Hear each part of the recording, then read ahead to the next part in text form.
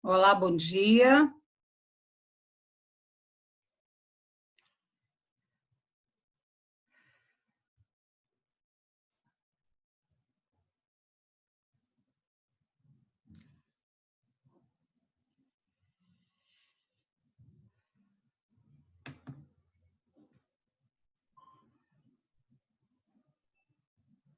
Olá, bom dia a todos.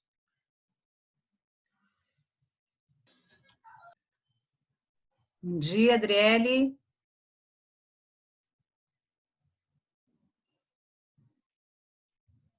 Bom dia a todos. Bom dia, Israel, Cecília.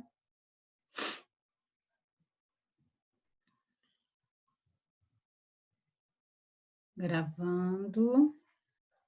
Eu vou compartilhar uma tela para nós começarmos a aula.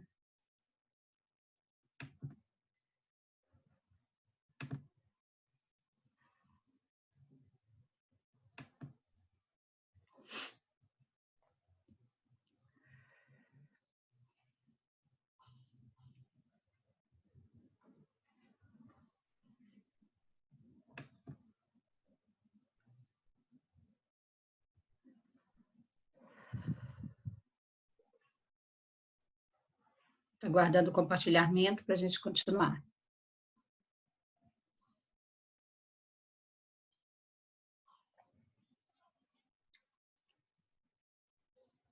Muito bem.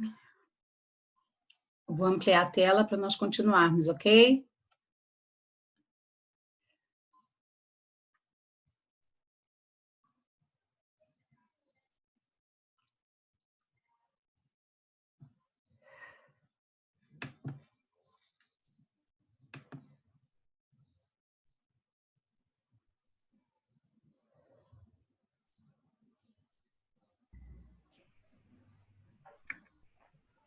Muito bem.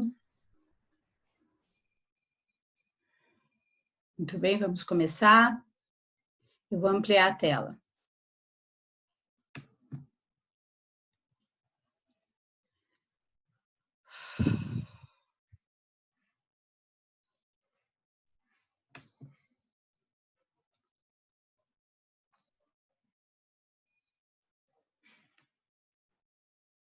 Muito bem. Todos ouvindo?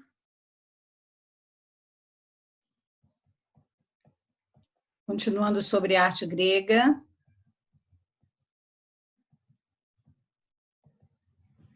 Alguém está me ouvindo aí? Pode dar um toque?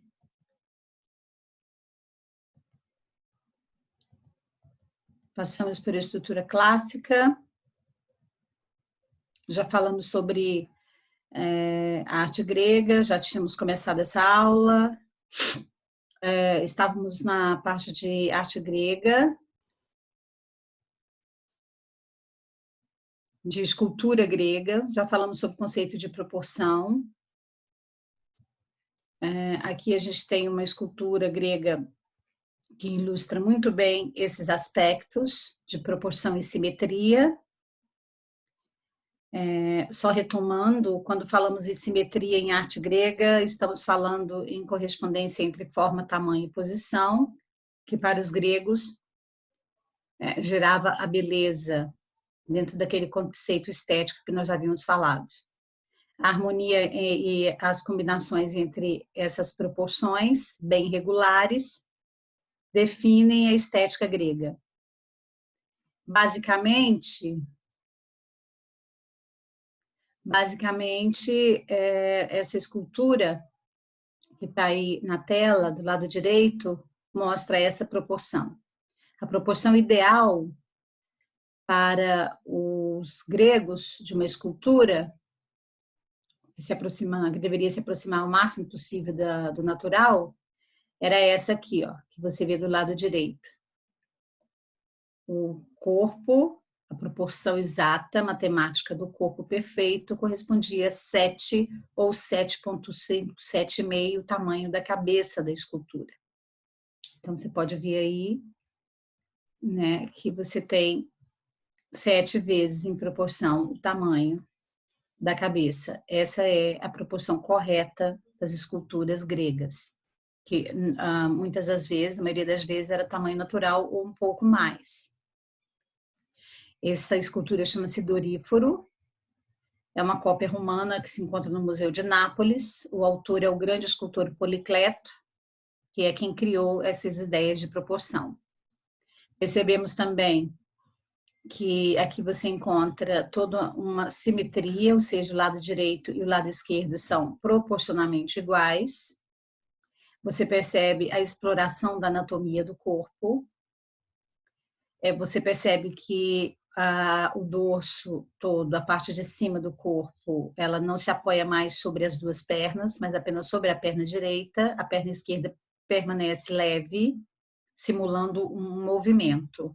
Também percebemos um movimento mais natural do braço, uma inclinação da cabeça.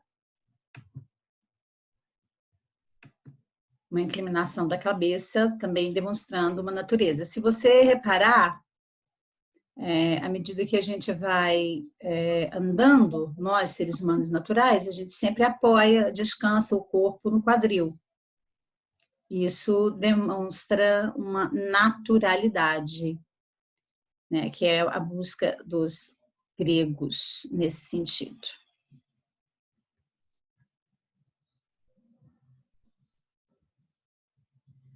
Muito bem. Continuando. Todos estão admitidos.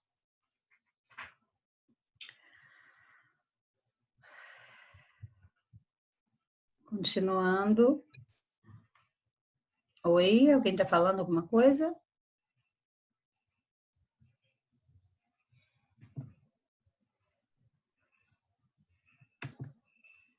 Muito bem, vamos continuar.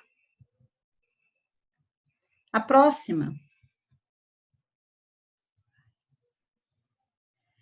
é um conceito, é o conceito de contraposto, que basicamente se define da seguinte forma: é a distribuição harmônica e natural do peso da figura, representada em pé, com uma perna flexionada e a outra sendo a principal sustentação do peso. Assim, a figura vai adotar um caráter de movimento mais natural, tanto de frente quanto de lado, né? E também necessitando de uma base específica sobre a qual ela age, ou seja, feita sobre um pedestal. Então, todas as esculturas gregas do período clássico vão nessa linha.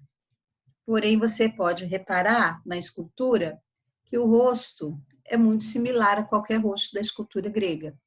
Na busca pelo ideal de beleza, eles evitavam a demonstração de feições, de emoções ou de sentimentos, porque, segundo os gregos, quando você expressa sentimentos, emoções, a face do rosto acaba sendo deformada.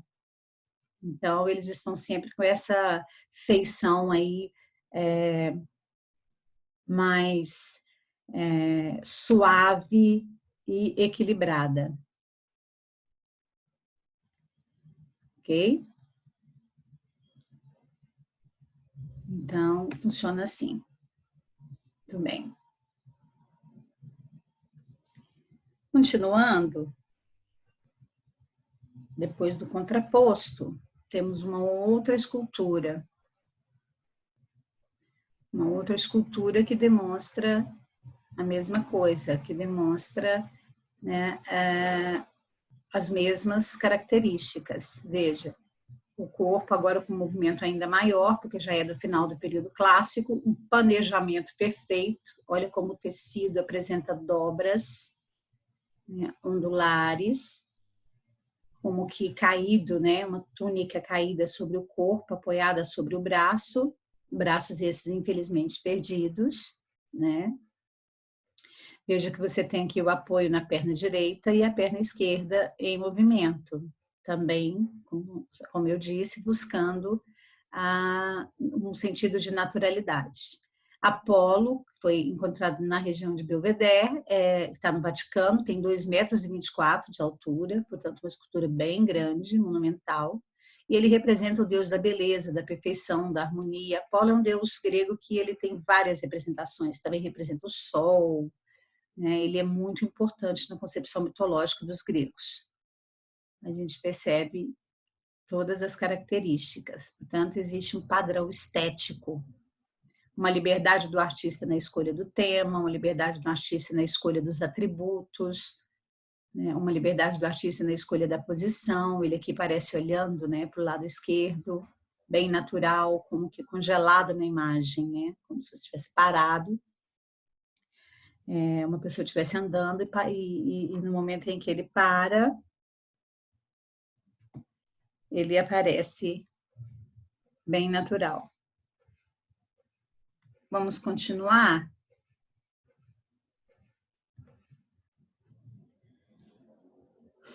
Esperando a mudança do slide aqui. Próximo slide.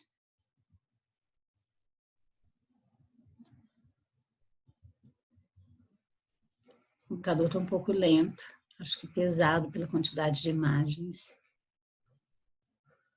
Mas a gente percebe uma mudança muito grande do período arcaico para o período clássico, né? Aqui nós percebemos que no período arcaico não havia essa ideia de movimento, esse dinamismo, esse cuidado com a anatomia, esse cuidado com as feições, né? Com os atributos. Né? Eles não tinham bastante essa preocupação. Mas, gente, por que não muda esse slide? Bom, mudamos. Ups. Bom.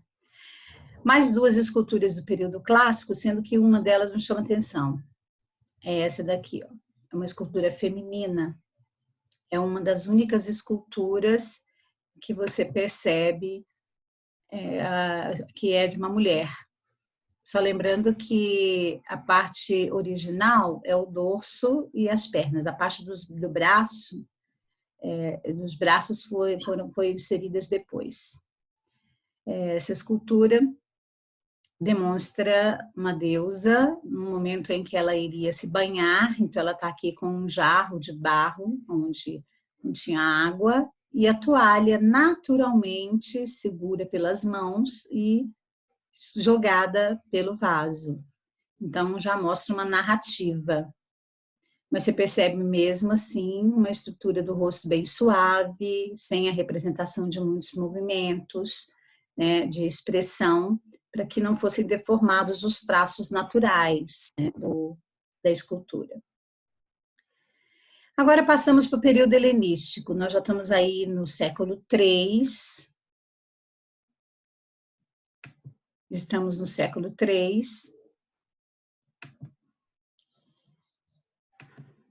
E aí, então, o que nós vemos? O início de um novo período da história da arte grega, sendo que é o último período.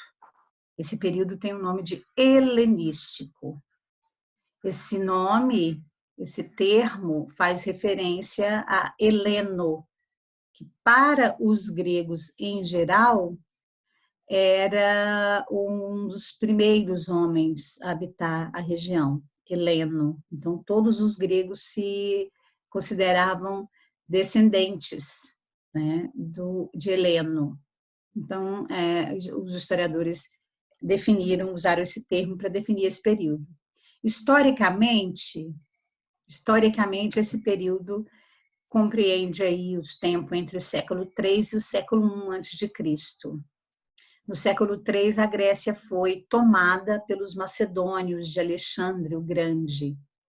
E aí houve algo muito sensacional.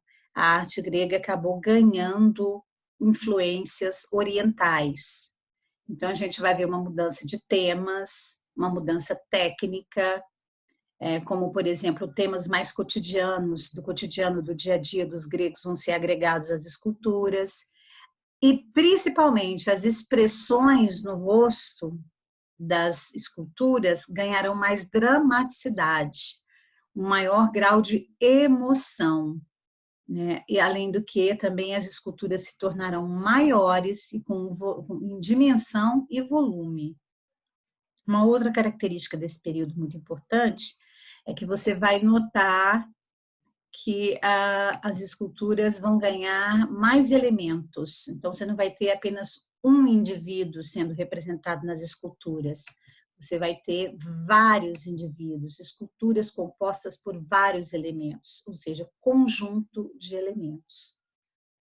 E uma outra questão importante é que os elementos religiosos passaram para o segundo plano, e o que ganha vida é mais o cotidiano.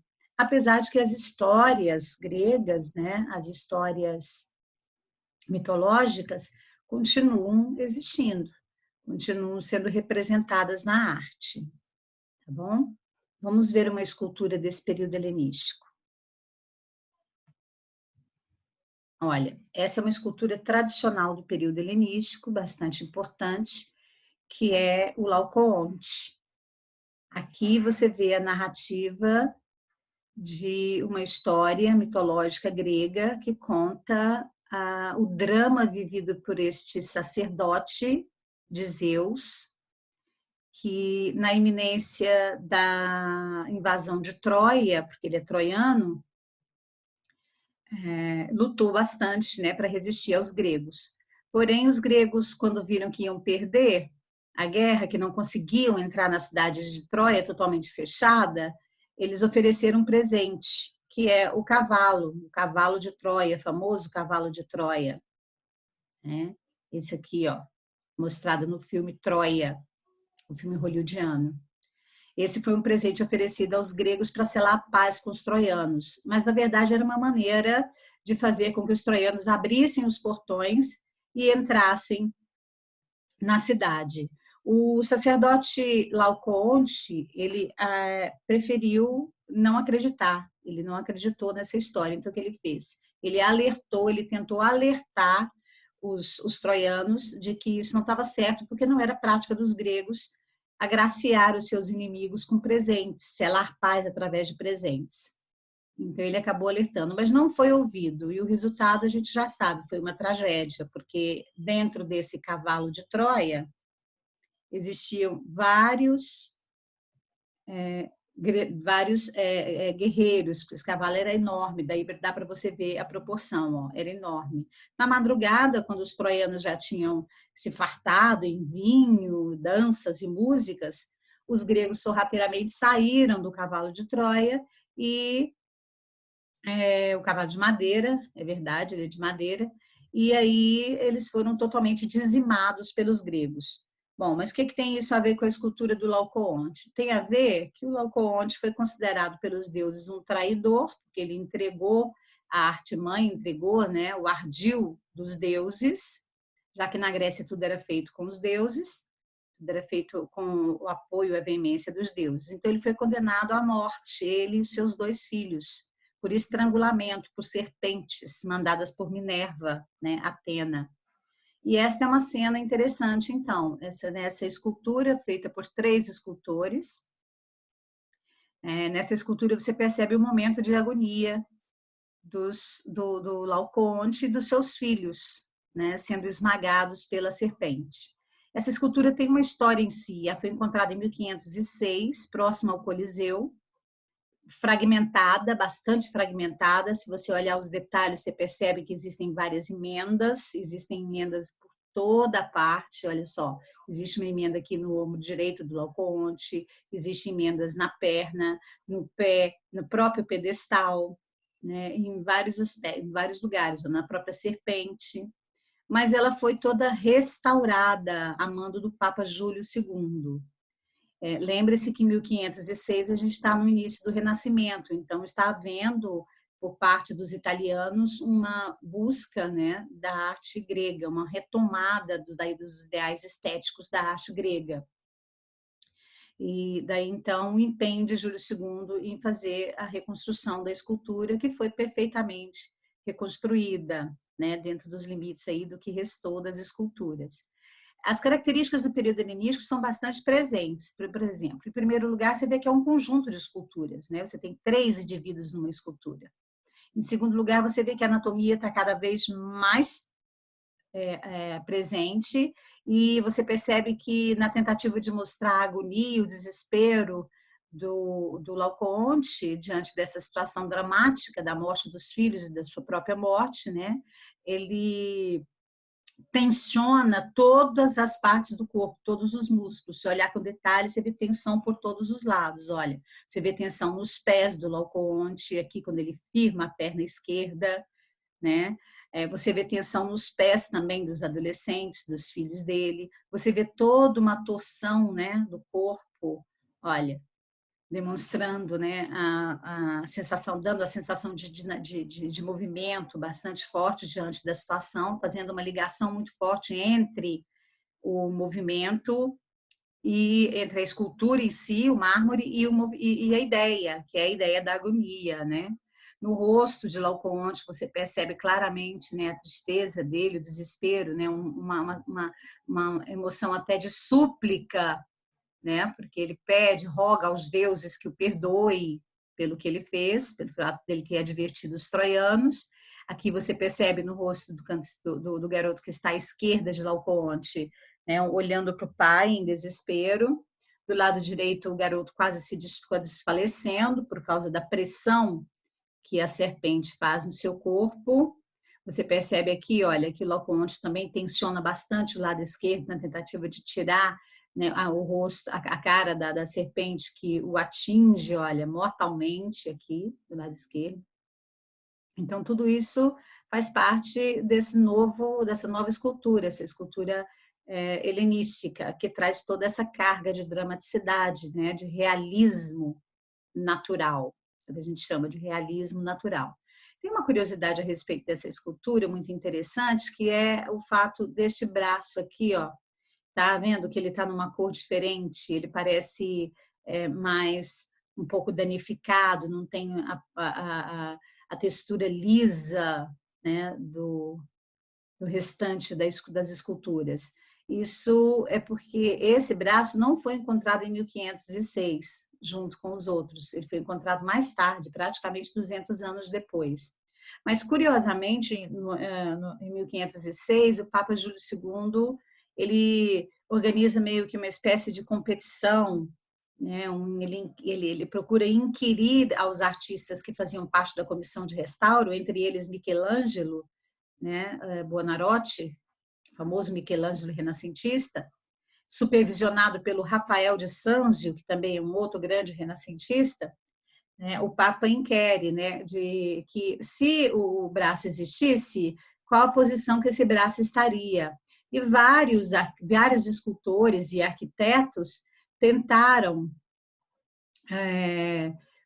fazer se posicionar, né, fazendo o desenho, dizendo, olha, o braço vai estar assim, o braço vai estar reto, se o braço existisse, ele estaria virado para trás.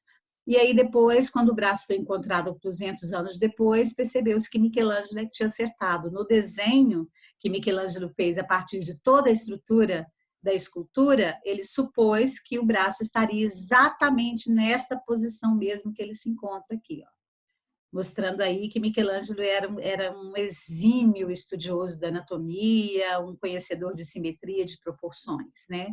Ele acerta a posição. Aí o braço foi encaixado a partir do século XIX e essa escultura está lá no Vaticano, para quem quiser ver a grandiosidade da escultura helenística e a combinação dos elementos orientais, que envolve delicadeza, envolve mais detalhes, né? E mais conhecimento técnico. E aí você já tem aí 400 anos, né, de desenvolvimento da arte escultórica na Grécia.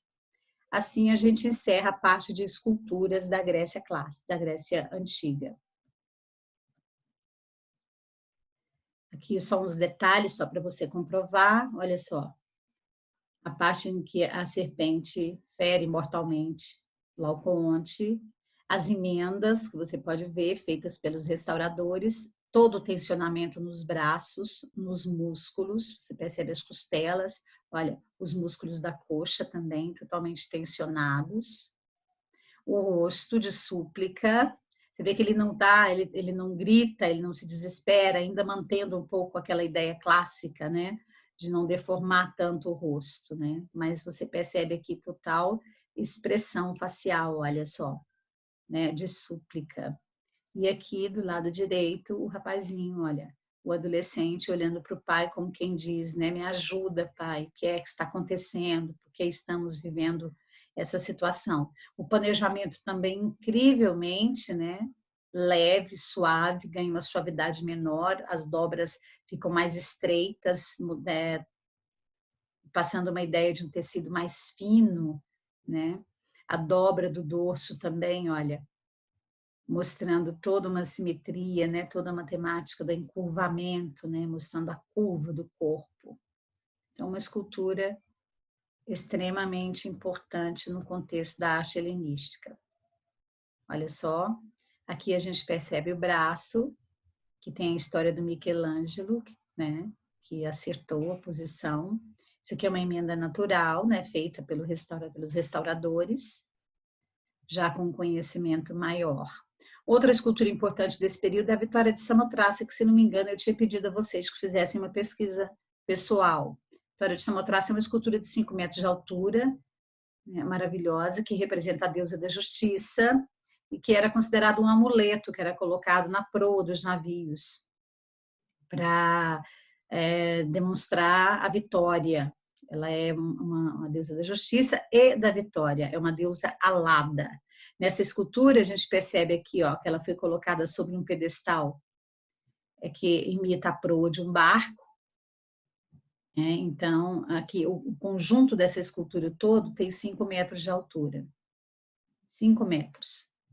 E aqui você percebe a estrutura do planejamento, você percebe em detalhes, né, a barriga, o umbigo da mulher, né, da figura feminina, os seios, as asas, simbolizando a liberdade, né, porque é um símbolo arquetípico, a asa é símbolo de liberdade, né, e Samotrácia é uma batalha vencida pelos gregos.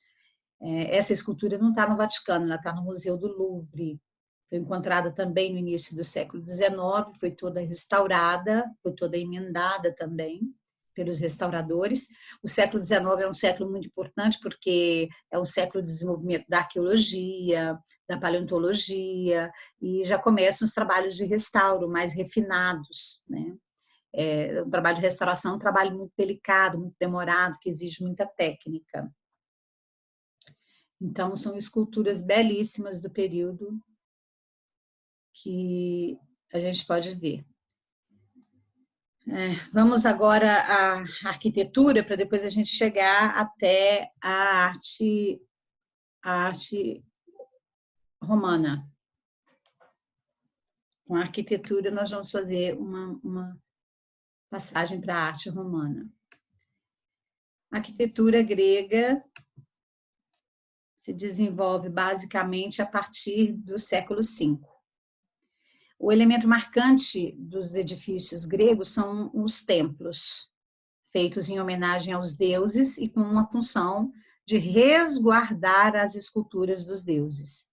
Esses templos eles eram compostos de grandes cômodos, né, grandes salões, vamos dizer assim, aonde ficavam as esculturas. E em volta eles tinham uma ou duas fileiras de colunas que representam equilíbrio, força, poder.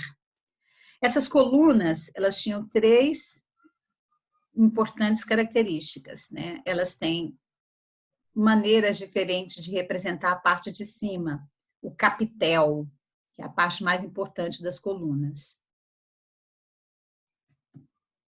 O computador demora para aumentar aqui. Então, as colunas gregas podem ser de 3 tipos. Um tipo é o dórico, que tem um capitel, que é essa parte aqui que sustenta o telhado. Esse capitel dórico, o nome faz referência aos dórios, que é um tipo uma etnia que habitou principalmente a região de Esparta. E é um capitel mais simples, né? Ele tem apenas uma base, ó, que parece uma almofada. Ele é simples. Tem um outro tipo de capitel, que é o capitel jônico, que você já vê um espiral, olha só, você já vê um trabalho mais delicado, mais ilustrativo. Jônico é referente a jônios, que é um grupo étnico que habitou a Ática, onde ficava Atenas. E, por último, o capitel coríntio, que faz referência à cidade de Corinto, uma das cidades que tinha um PIB maior na Grécia Antiga, uma cidade bastante luxuosa e rica. Então, aqui você já vê um detalhe que agrega não só a parte dórica, olha só, aqui a almofadinha, mas tem também o espiral jônico e ainda detalhes que imitam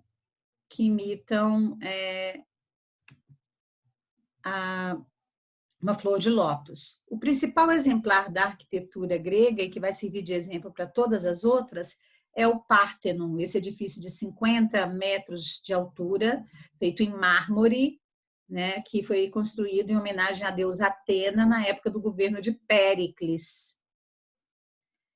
Para comemorar a vitória contra os persas, Péricles, governante famoso e importante da cidade de Atenas, resolveu usar os recursos econômicos, os recursos que as confederações de Delos e Peloponeso juntaram, né, para poder usar contra os persas, os recursos financeiros, e ele resolveu restaurar toda a cidade de Atenas e reconstruir os templos que foram queimados, que foram destruídos pelos persas.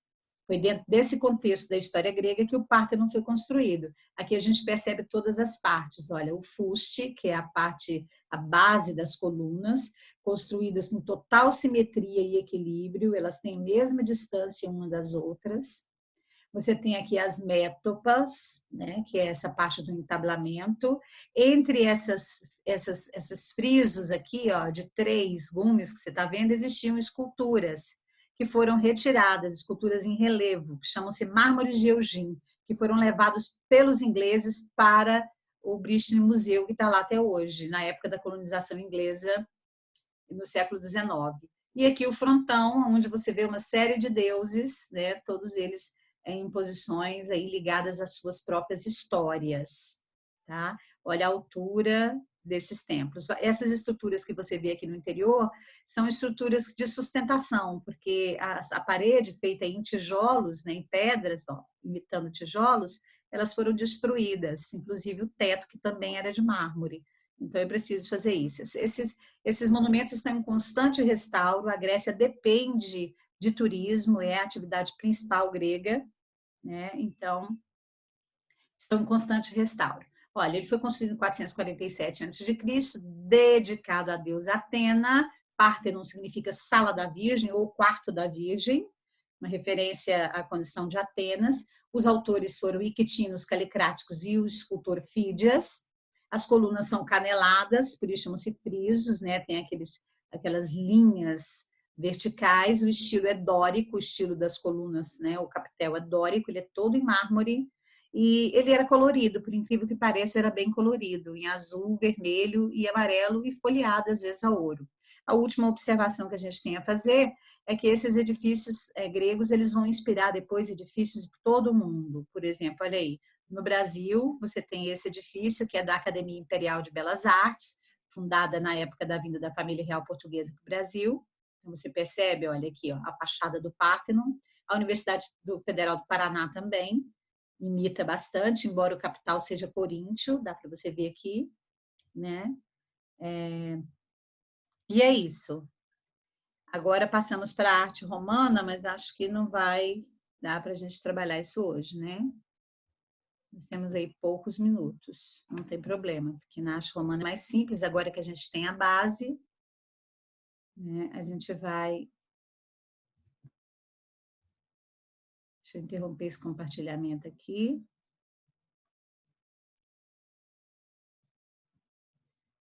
Oi, tudo bem até aqui, gente? Tá tudo certo? Temos 6 minutos. Vamos compartilhar mais uma tela aqui, ó, para a gente já ter um gostinho da arte romana. Os romanos conquistaram a Grécia por volta de 160, 168 a.C. E, ao mesmo tempo em que conquistaram a Grécia, foram conquistados pela arte grega. Uma historiadora diz o seguinte, ela diz uma frase interessante: a Grécia conquistada conquistou o seu brutal conquistador. O que ela está falando? Ela está falando que os romanos conquistaram os gregos, escravizaram os gregos, porém, eles acabaram se dobrando à religião grega e à arte grega. Então, toda a arte romana, seja ela no aspecto de teatro, escultura e pintura, vai ter como base a referência grega. Porém, os romanos eles vão agregar bastante características próprias, né? Eles são muito originais, então eles vão trazer novidades. Mas ambas as sociedades, grega e romana, estão na base, né? Forneceram as bases para a pintura, para a arquitetura e para a escultura do mundo ocidental, tá bom? Veremos isso na próxima aula, então. E no plantão mais à tarde, às 15 horas, por favor, compareçam para tirar dúvidas, né? Eu vou ficar à disposição entre 15 e 16 horas para as dúvidas, ok? Muito obrigada e até mais tarde.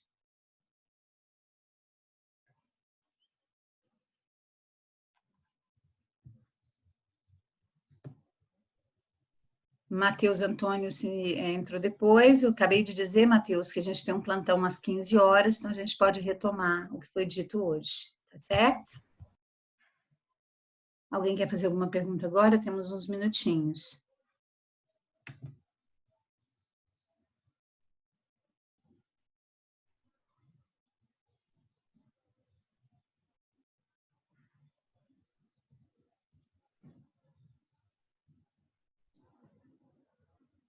Oi? Ok, então. Até mais tarde.